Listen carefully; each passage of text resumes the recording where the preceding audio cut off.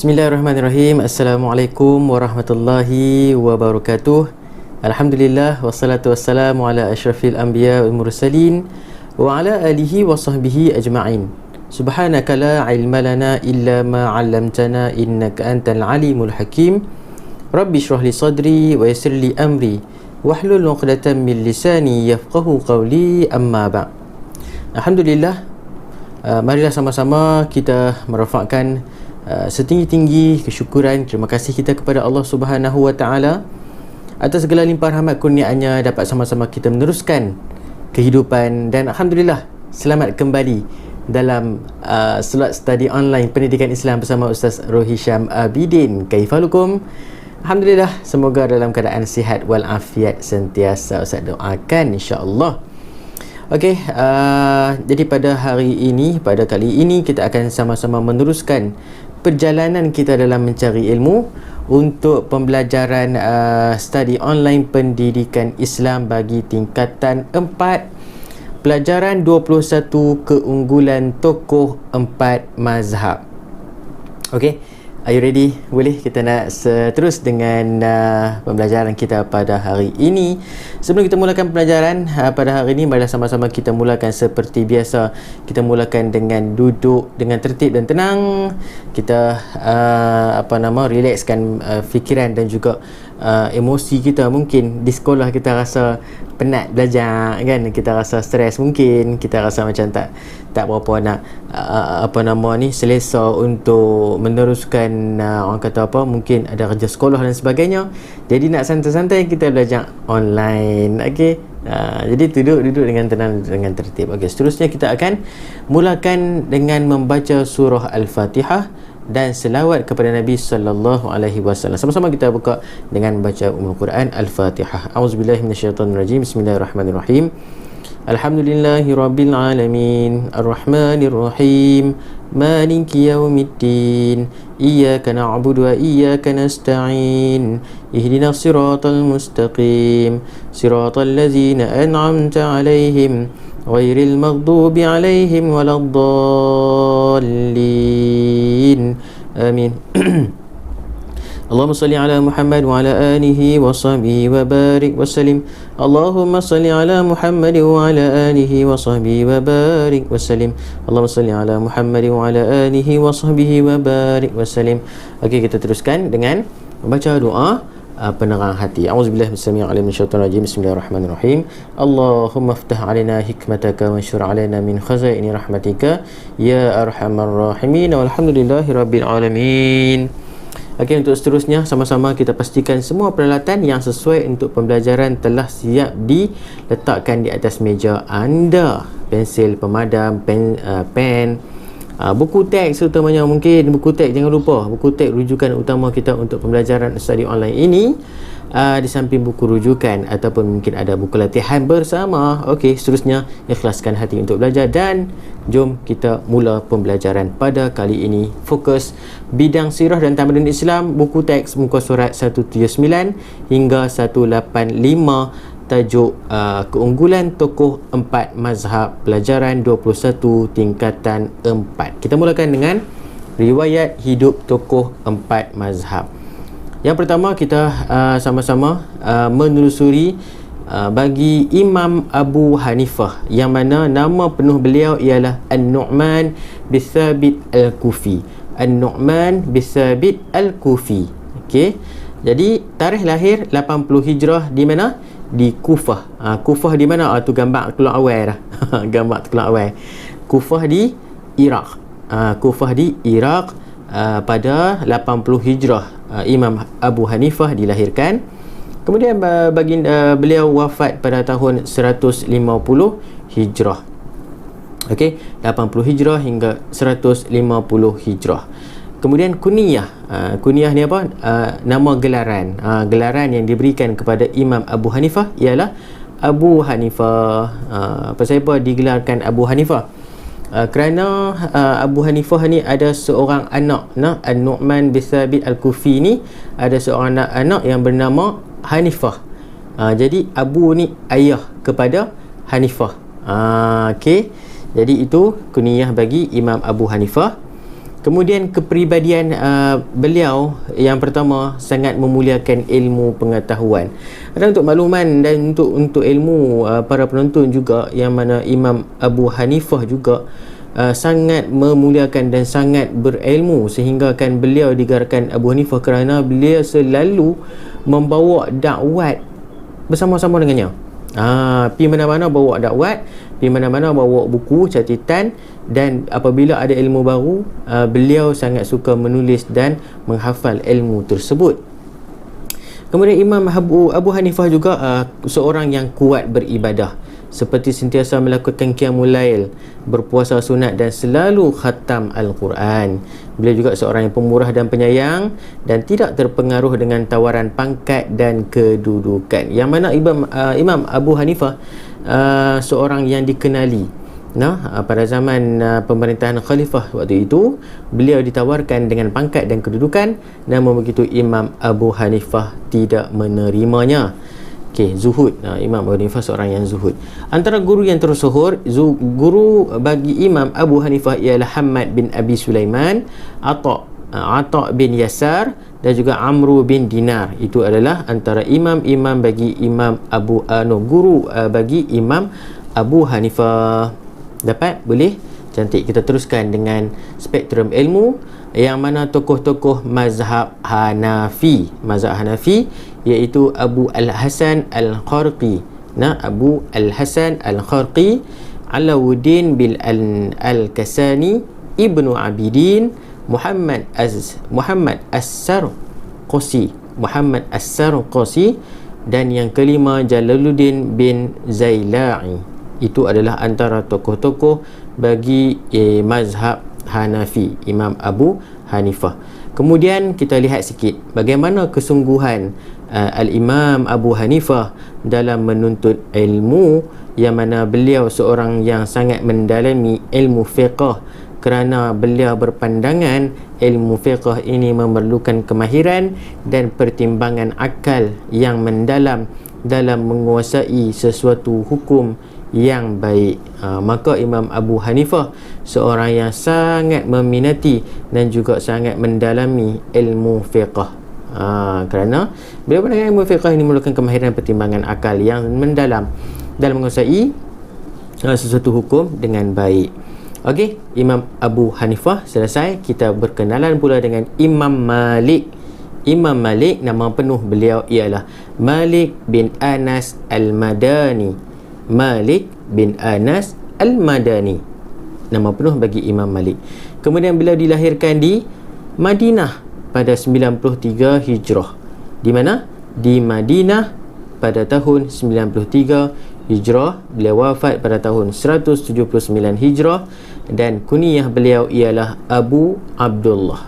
Abu Abdullah, ataupun orang kata apa, nama panggilan Imam Malik ialah Abu Abdullah. Okey.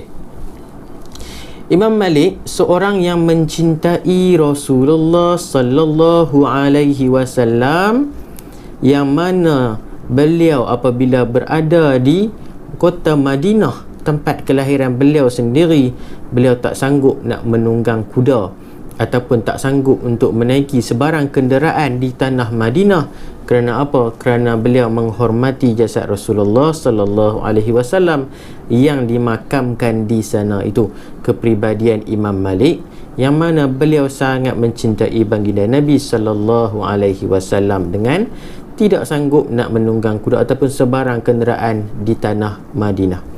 Okey, seterusnya menghormati dan mencintai ilmu dengan berpegang teguh pada prinsip murid mencari ilmu. Imam Malik seorang yang sangat cintakan ilmu.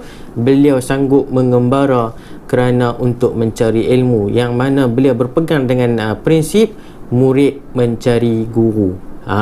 Bukan guru mencari murid.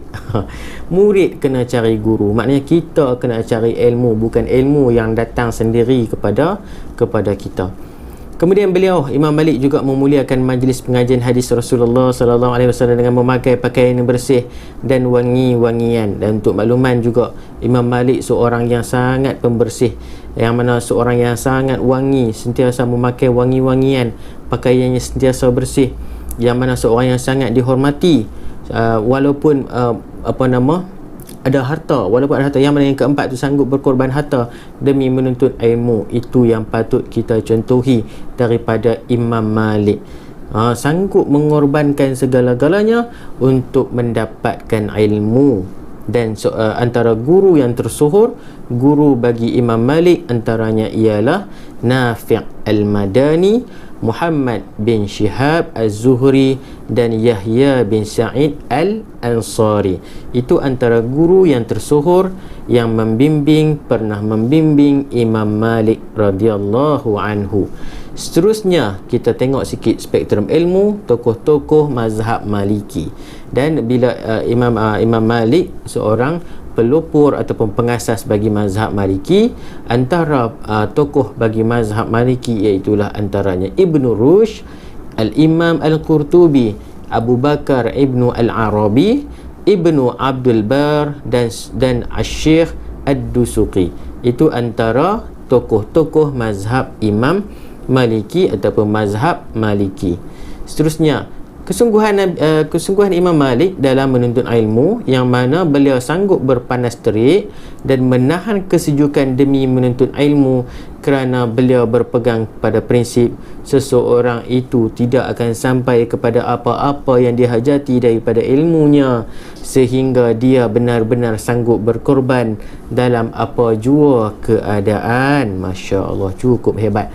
Sebab tu anak-anak pelajar sekalian, sama-sama kita mencontohi bagaimana kesungguhan Imam Malik dalam menuntut ilmu, sehingga kan beliau sanggup berpanas terik dan juga menahan kesejukan demi mendapatkan secebis ilmu. Kita ni duduk dalam keadaan yang selesa, duduk atas kerusi, kipas atas kepala, ada aircon, buka aircon pula. Dalam kelas tu, Allah, meja kerusi cukup selesa. Namun begitu ada yang tak mau belajar, namun begitu ada yang malas nak berusaha. Tengok ni, Imam Malik orang yang sangat memberikan inspirasi kepada kita nak belajar. Jangan takut untuk berkorban, kerana pengorbanan itu akan memberikan natijahnya yang besar, iaitulah ilmu yang bermanfaat. Tu dia ayat novel. Macam tu. Okey, seterusnya riwayat hidup tokoh empat mazhab Imam Asy-Syafi'i. Sememangnya dikenali kerana kita adalah antara umat Nabi SAW yang mengamalkan dari mazhab Imam Asy-Syafi'i. Nama penuh beliau ialah Muhammad bin Idris Asy-Syafi'i. Muhammad bin Idris Asy-Syafi'i. Boleh ingat, nampak, dengar? Muhammad bin Idris Asy-Syafi'i. Kemudian bila dilahirkan pada tahun 150 Hijrah di Gaza. Aina Gaza? Di mana ni Gaza ni? Gaza ni di Gaza. Kalau kita duduk dengar dalam berita tu, di Gaza. Gaza di mana? Di Palestin. Semenanjung Gaza. Macam tu kan kita dengar kan. Jadi Gaza ni adalah di Palestin, tempat lahirnya Imam Asy-Syafi'i. Kemudian beliau wafat pada tahun 204 Hijrah. 204 Hijrah. Jadi lebih kurang berapa tahun? 56 tahun lebih kurang, ataupun 46 tahun lebih kurang, macam tu lah. Tak ada nak kira ni. Kunyahnya adalah Abu Abdullah juga, seperti mana Imam Malik. Dan kita menyelusuri kepribadian Imam Asy-Syafi'i. Beliau sanggup bersama-sama dengan kaum Arab Badui demi menguasai bahasa, kesusastraan dan kebudayaan Arab. Orang Arab Badui ni apa dia? Orang Arab yang selalu berpindah randah. Mereka tidak menetap di satu tempat. Mereka suka berpindah dari satu tempat ke tempat yang lain. Jadi bila mereka pindah ni, mereka tak ada tempat yang khusus lah. Namun begitu, orang Arab Badui ni adalah orang yang hebat dari segi bahasa, kesusastraan dan kebudayaan Arab. Jadi Imam Syafi'i ni sanggup duduk dengan mereka untuk mengaji. Itu kita kena berkorban seperti mana Imam Syafi'i. Kemudian sanggup bermusafir jauh demi kecintaannya terhadap ilmu. Kalau kita rajin baca tentang Imam Asy-Syafi'i, perjalanan menuntut ilmu Imam Syafi'i ni sangat lama. Sangat lama.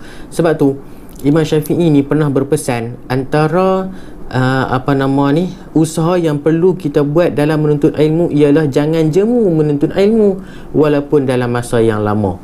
Kerana Imam Syafi'i sendiri seorang yang menuntut ilmu dalam masa yang lama. Bukan maksudnya tak boleh dalam masa yang lama, tak boleh, tak. Dalam masa yang lama tu lagi banyak ilmu yang diperolehi. Sebab tu para pelajar sekalian, selagi mana kita berumur, selagi mana kita berusia, selagi mana jasad kita dikandung dengan roh yang Allah berikan, selagi itulah kita terus belajar dan teruslah belajar. Jangan mudah putus asa, kerana Imam Syafi'i sendiri seorang yang sangat cintakan ilmu, sanggup menghabiskan usianya demi ilmu yang dia cintai.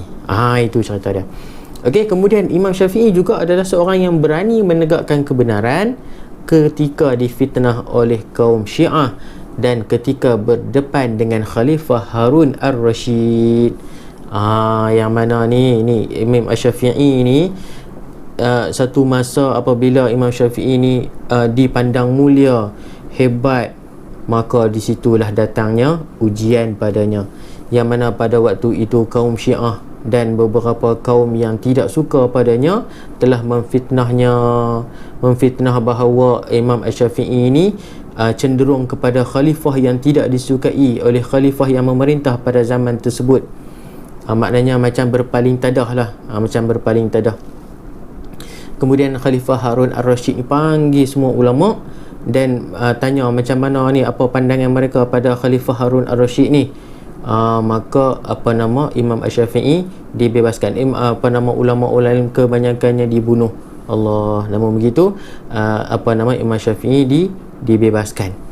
Sangat pemurah kepada fakir miskin walaupun hidupnya sederhana, dan tinggi sifat warak dan kuat beribadah sememangnya, tak lain tak bukan Imam Syafi'i. Seterusnya, antara guru yang tersohor yang pernah menjadi guru kepada Imam Syafi'i antaranya ialah Imam Malik bin Anas. Siapa dia Imam Malik bin Anas?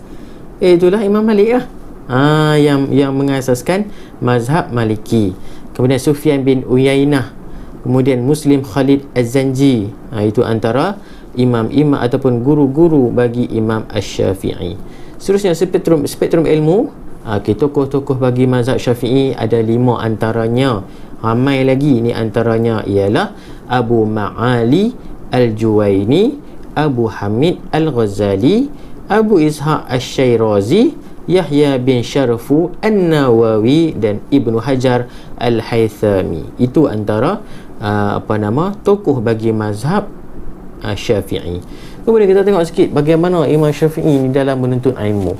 Sanggup bermusafir jauh, berguru dengan ramai tokoh ilmuwan yang terkemuka hingga ke Madinah, Baghdad dan Mesir dalam masa yang lama, semata-mata kerana cintanya kepada ilmu. Sebab tu kita jangan rasa lelah dalam menuntut ilmu.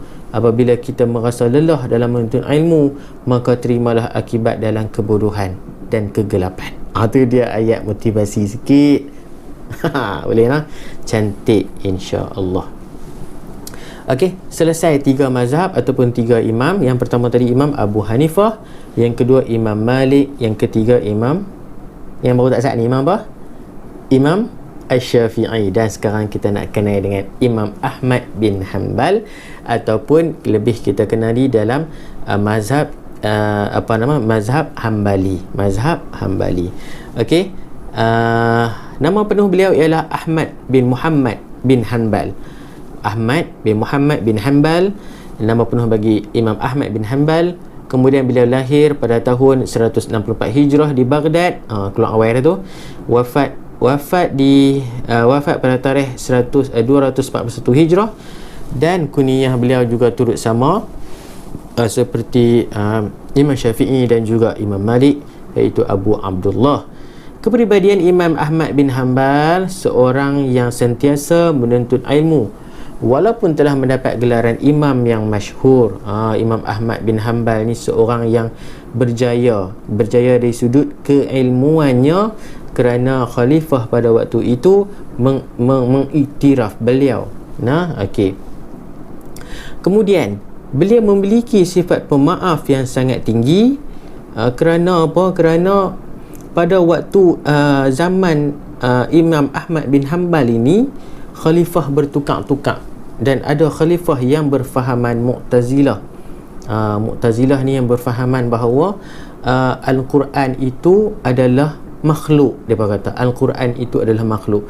Namun begitu, Imam Ahmad bin Hanbal mempertahankan akidahnya bahawa Al-Quran itu adalah qadim, bukan makhluk dan sebagainya. Maka di waktu itulah Imam Ahmad dipenjara, Imam Ahmad disiksa, Imam Ahmad disebat, dipukul dan sebagainya. Namun apabila akhirnya dekat-dekat dengan hayat yang terakhir Imam Ahmad bin Hanbal, beliau dibebaskan. Namun begitu, Imam Ahmad bin Hanbal ini seorang yang sangat pemaaf. Beliau memaafkan semua orang kecuali orang yang berfahaman Mu'tazilah. Itu Imam Ahmad bin Hanbal. Banyak membaca dan menghafaz Al-Quran sejak berusia 9 tahun. Seorang yang cukup hebat, yang mana pembesar ataupun khalifah waktu itu sangat kagum dengan kebolehan Imam Ahmad bin Hanbal dalam membaca dan menghafaz Al-Quran. Kemudian Imam Ahmad bin Hanbal juga seorang yang kuat beribadah nawafil. Nawafil ni apa? Ibadah sunat. Ibadah sunat Imam Ahmad selalu lakukan. Okey, sebab tu kita pun insya-Allah sama-sama kita kuat untuk mengamalkan ibadah nawafil ini. Apakah puasa kita, kan, puasa sunat kita, solat rawatib kita, solat sunat kita, qiyamul lail kita, itu antara perkara yang boleh kita lakukan. Dan yang kelima, iaitulah beliau sanggup dipenjara kerana mempertahankan akidahnya. Macam tadi yang kita catat tadi tu, beliau sanggup dipenjara, beliau sanggup dipukul dan sebagainya kerana mempertahankan akidahnya. Allahu Akbar. Kalau kita macam mana agak-agak tak sanggup nak menghadapinya, kan? Sebab tu sama-sama kita pertahankan akidah kita. Dan antara guru yang tersohor ialah Imam Asy-Syafi'i sendiri, imam yang memberikan ilmu pada Imam Ahmad bin Hanbal, Abu Yusuf Al-Qadi dan Hamad bin Khalid. Itu berkenaan dengan Imam Ahmad bin Hanbal. Kemudian kita nak tengok sedikit spektrum ilmu yang mana tokoh-tokoh bagi mazhab Hanbali, antaranya Ibnu Qudamah Al-Muqdisi. Itu antara tokoh mazhab Imam Ahmad bin Hanbal.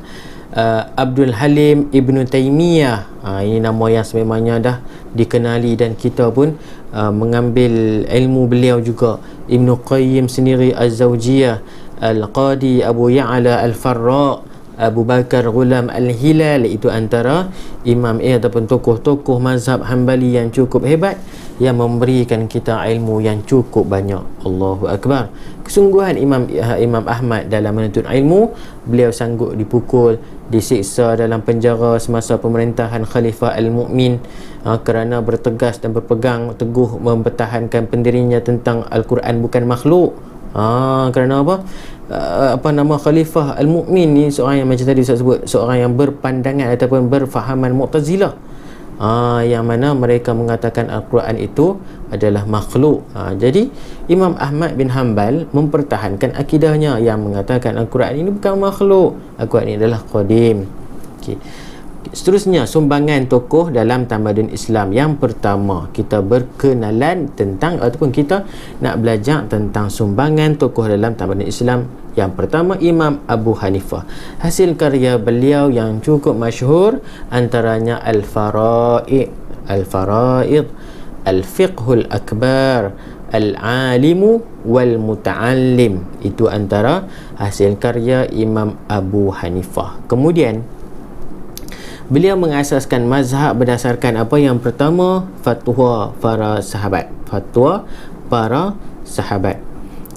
Qaulis sahabah, qauli ashabi. Jadi fatwa daripada para sahabat yang hidup pada zaman Nabi dijadikan asas yang digunakan untuk mengeluarkan hukum. Yang kedua, qiyas. Yang ketiga, ihtisan. Ihtisan ialah mengambil sesuatu hukum yang baik, mengambil sesuatu hukum yang lebih baik. Mungkin ada dua hukum yang sama, jadi dan dua-dua tu baik, Jadi antara dua-dua tu mana yang lebih baik? Jadi yang lebih baik itu dijadikan hukum yang paling utama untuk diamalkan. Ijma' ulama dan uruf ialah hukum yang dikeluarkan daripada adat kebiasaan tempat tersebut. Uruf wal adah ni. Okey. Seterusnya murid yang terkenal. Ni murid-murid Imam Abu Hanifah, antaranya Abu Yusuf, Muhammad bin Hasan Asy-Syaibani, Zufar bin Al-Huzail. Itu antara murid-murid bagi Imam Abu Hanifah, dan mazhab Hanafi tersebar di seluruh Asia Tengah dan Eropah. Okey, seterusnya kita berkenalan tadi kan. Kita nak lebih berkenalan dengan Imam Malik radhiyallahu anhu. Kitab yang cukup terkenal dan cukup hebat iaitu kitab Al-Muwatta'. Kitab Al-Muwatta' ialah himpunan kitab-kitab himpunan hadis-hadis yang berkenaan tentang fiqh dan pelbagai lagi, yang mana hadis yang mana Imam Malik ni kumpul lebih kurang 40 tahun. Kalau tak salah Ustaz lah, kalau salah tolong betulkan lah, ada komen di bawah insya-Allah. Lebih kurang 40 tahun Imam Malik ni mengumpulkan hadis-hadis, yang mana beliau ada 100,000 hadis, kemudian dia buat saringan jadi 10,000 hadis, buat saringan lagi 5,000 hadis, yang mana 5,000 hadis tu adalah hadis yang betul-betul sahih daripada Nabi SAW. Itu kitab Al-Muwatta'. Okey, mengasaskan mazhab berdasarkan amalan penduduk Madinah. Pasal apa penduduk Madinah? Sebab Imam Malik adalah asal dari Madinah. Jadi Imam Malik melihat amalan penduduk Madinah, maka mana yang diamalkan, yang tiada dalam Al-Quran dan Sunnah, maka dijadikan dalam pegangan mazhab Maliki, qiyas dan masalih mursalah. Masalih mursalah ialah perbandingan yang mana menjadikan hukum itu boleh dilakukan, yang mana tak ada dalam Quran hadis, tapi disebabkan ada kebaikan padanya, maka dilaksanakan hukum tersebut. Maknanya selagi mana tidak datangkan benda yang buruk pada hukum tersebut, maka tidak jatuh hukum tidak boleh dan sebagainya. Okey. Seterusnya, murid yang terkenal antaranya sememangnya Imam Asy-Syafi'i. Itu adalah anak murid pada Imam Malik, Abdullah bin Abdul Hakam dan Abdul Rahman bin Qasim. Itu antara murid yang terkenal yang pernah belajar dengan Imam Malik, dan mazhab Maliki tersebar di Mesir, Tunisia dan Afrika. Okey, kita teruskan dengan Imam Asy-Syafi'i. Okey, boleh lagi ke? Boleh lagi? Cantik, kita sambung. Imam Asy-Syafi'i hasil karya yang terkenal, Ar-Risalah, kitab fiqh, Al-Um, kemudian Al-Musnad, dan mengasaskan mazhab berdasarkan ijma', qiyas dan istidlal. Istidlal ni apa? Hukum yang selagi tak ada dalil, macam tu. Selagi tak ada dalil maka tak ada hukum. Maknanya Imam Syafi'i ni nak mengeluarkan satu hukum, dia berusaha sedaya upaya untuk mencari dalil, baru dia buat keluar hukum. Maknanya Imam Syafi'i ni sangat rigid lah dalam ibadah, terutamanya sangat rigid, ataupun panggil apa, syadid dalam ibadah. Jadi sebab tak ada hukum, tak ada dalil, tak ada hukum lah. Tu di istidlal. Okey, kemudian murid yang terkenal iaitu Imam Ahmad bin Hanbal, yang akan kita kenal sekejap ni, kena lebih lanjut lah, tadi kita kenal dah. Kemudian Abu Ya'qub Yusuf bin Yahya Al-Buwaithi, kemudian Abu Ibrahim Ismail bin Yahya Al-Muzni. Itu antara murid bagi Imam Asy-Syafi'i, dan mazhab Maliki, mazhab Syafi'i lah, Ustaz silap tulis tu. Mazhab Syafi'i tersebar di Mesir, Iraq, Syria, Malaysia, China, Indonesia, Brunei, Pakistan dan India, termasuk dengan Malaysia sendiri. Kita mengamalkan mazhab Syafi'i Ahlussunnah wal Jamaah. Kemudian Imam Ahmad bin Hanbal, ini mazhab Hanbali, yang mana terkenal dengan karya Al-Musnad, At-Tarikh dan Al-Illah. Kemudian mengasaskan mazhab berdasarkan fatwa sahabat. Kemudian qiyas dan istishab. Istishab ni mengeluarkan hukum yang selagi tiada padanya benda yang boleh memansuhkan hukum tersebut, maka hukum tersebut tetap terpakai walaupun tak ada dalam Al-Quran dan hadis. Macam tu. Maknanya selagi tak dibutuhkan. Contoh yang Ustaz baca ialah apabila seseorang perempuan itu dikatakan bercerai, dikatakan bercerai dengan suaminya, selagi mana tidak didatangkan suami yang mengaku bahawa dia menceraikan isteri itu, maka selagi itu perempuan itu bersuami. Macam tu. Okey, buktilah ikhtisab ni adalah bukti lah, lebih kurang macam tu. Okey, Al-Imam Hasan bin Musa, Al-Imam Hanbal bin Ishaq dan Al-Walid bin Muslim adalah antara murid yang terkenal yang belajar dengan Imam Ahmad bin Hanbal. Dan mazhab Ustaz lupa tukar lagi tu. Silap lagi. Tak apalah. Nanti Ustaz tukar lah nanti nah. Untuk slide bawah nanti Ustaz akan tukar yang ni. Jadi boleh rujuk balik insya-Allah untuk kebaikan kita bersama. Mazhab Hanbali tersebar di Baghdad, Mesir dan di Najat nah. Adalah nama tempat. Okey, iktibar daripada keunggulan tokoh. Sekarang kita dah masuk iktibar. Iktibar ni adalah pedoman yang boleh kita amalkan dalam kehidupan, panduan dalam hidup. Antaranya yang pertama, kita hendaklah mencontohi kegigihan dan kesabaran imam mazhab dalam menuntut ilmu sebagai bukti kecintaan kepada ilmu itu sendiri. Jadi bila kita nak belajar, jangan putus asa. Nak belajar, jangan kecewa. Kena sentiasa gigih dan sabar. Nak dapat ilmu bukan senang. Macam Imam Malik kan, Imam Malik dia bukan menunggu ilmu datang, dia yang mencari ilmu. Macam tu juga dengan kita, cari guru. Nak belajar, jangan duk harap orang mai bagi kat kita. Orang kata mai suap, tunggu suap baru nak telan. Kalau dapat ilmu yang tak sahih, telan bulat-bulat. Macam ini, macam yang kita belajar juga, kalau ada sebarang ilmu tambahan, boleh sama-sama kita share di bawah, dalam komen di bawah kan. Ustaz pun belajar juga kan, insya-Allah. Okey, yang kedua, kita hendaklah menghormati perbezaan pandangan antara mazhab supaya masyarakat hidup harmoni. Yang ni penting berlaku dalam masyarakat kita, yang mana kita ni berbeza mazhab, bukan berbeza mazhab, berbeza pandangan dalam mazhab. Berbeza pandangan kan, ada yang berpandangan begini, ada pandangan begitu. Jadi bila yang berbeza, orang kata khilaf ulama ni, jangan kita bergaduh, jangan kita bertengkar. Yang mana yang orang kata perkara cabang furuk ini, tak perlulah untuk kita nak berbahas, kerana dia boleh mendatangkan perpecahan.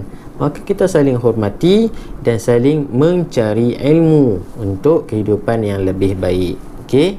Yang ketiga, kita hendaklah mengamalkan ilmu yang dipelajari supaya hidup diberkati Allah Subhanahu wa ta'ala.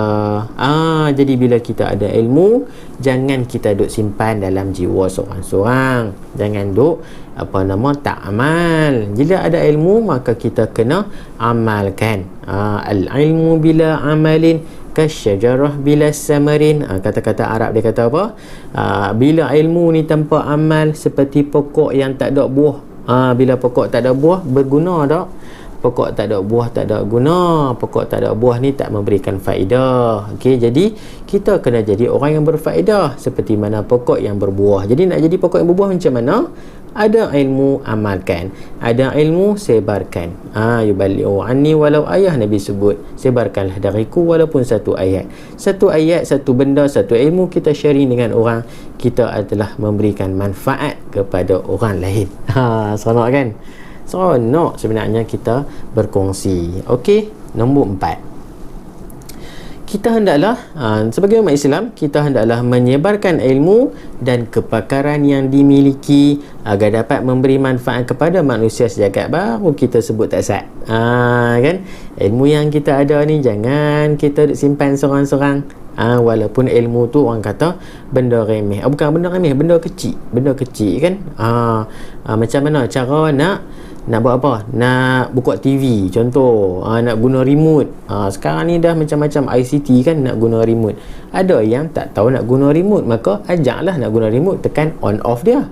Contoh itu adalah ilmu.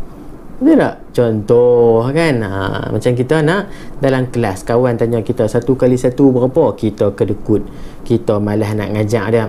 Hang tanya aku pula dah, aku malas nak ajak hang. Tengok kita dipaksa, bukan dipaksa lah, kawan tanya 1 kali 1 apa, aku kena berdiri atas kerusi, takkan tak mau tolong aku. Kita lantak hang lah, aku jawab dia, tolong dia 1 kali 1 1,000,000. Contoh kan, kawan kita pun lurus bendui, hok jenis tak tahu apa-apa, dia pun ikut 1,000,000 cikgu. Cikgu pun ketuk kepala dia, sebab apa? Salah lah, 1 kali 1 takkan 1,000,000. Macam tu. Jadi ilmu walaupun kecil, kongsilah kan. Sebab ilmu ni bila kita berikan kebaikan kepada orang, selagi mana orang itu melakukan kebaikan yang kita berikan, selagi itu pahala akan terus mengalir dalam poket ataupun saham kita. Macam tu MLM kan, multi level marketing. Kita bagi satu ilmu, satu pi sharing pula kepada 4 ataupun 3, banyak 10 ke, sharing bawah, selagi mana dia perlu buat lagi, itu pahala boleh ke kita. Macam yang duk tengok sekarang ni lah kan, bila kita tengok sekarang, kita share pula dengan orang lain. Ustaz pun tumpang pahala dengan anak-anak pelajar, tumpang pahala. Jadi sama-sama kita sharing dan sama-sama kita berkongsi ilmu, insya-Allah. Dan yang terakhir, kita sebagai umat Islam hendaklah berwaspada dalam meneliti sumber-sumber ilmu agar tidak terpesong daripada syariat Islam. Penting anak-anak semua, kerana sekarang ni macam-macam ilmu yang boleh kita dapat dengan begitu mudah di hujung jari saja. Betul kan? Kadang kita tak cari pun dia mai, tiba-tiba buka TV, tengok-tengok ada cerita, contohlah duk buat ajak benda yang tak berapa nak bagus, boleh menyebabkan akidah kita jadi goyang. Kita pun terfikir balik, betul ke gini, betul ke gitu. Dia jadi macam tu.